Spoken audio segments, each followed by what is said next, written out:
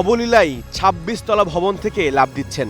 দর্শকের রক্ত হিম হওয়ার কথা, কিন্তু বেশ সাবলীল জর্জ কিং।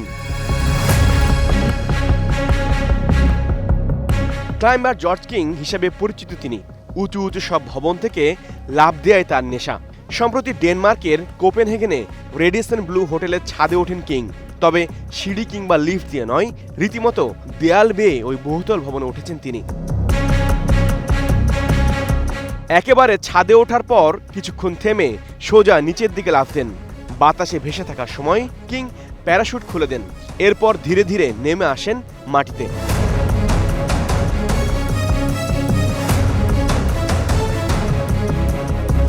নিরাপদে নিচে নামতে পারলেও কিছুটা বিপত্তিতে পড়ে যান যখন পুলিশ পৌঁছায়।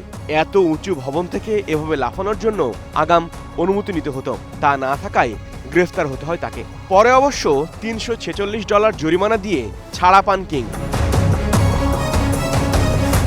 এর আগেও ২০২১ সালে এই কোপেনহেগেনে রেডিসন ব্লু হোটেলে ওঠার চেষ্টা করেছিলেন কিং।